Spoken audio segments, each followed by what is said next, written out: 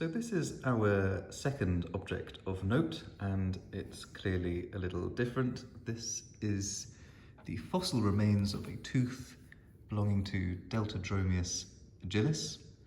That was a dinosaur which lived around 95 million years ago in the late Cretaceous period.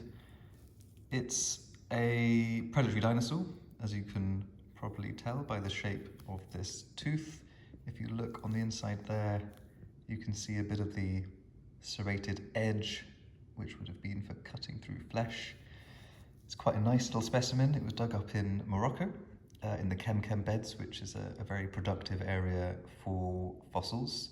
We don't actually know a huge amount about it, bizarrely, so it's a relatively common piece you can find in fossil shops. There's some question mark over the origin of some of those teeth, but Deltadromeus we only know from one partial skeleton.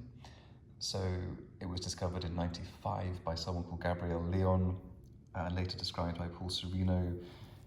They determined that it was probably one of the fastest dinosaurs ever to have lived. We know that from its very long limbs.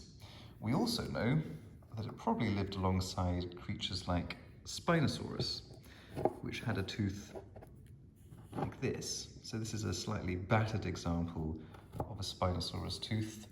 It's had a bit of a slightly more tough time compared to our Deltadromeus tooth. These were also around in Morocco, at the same time, and were one of the largest predators ever to live on land. So back to Deltadromeus. A fast predator, hunted in what is modern day Morocco. Beyond that, there's a lot of debates about whether it's a representation of an actual species or whether it's actually a different dinosaur altogether.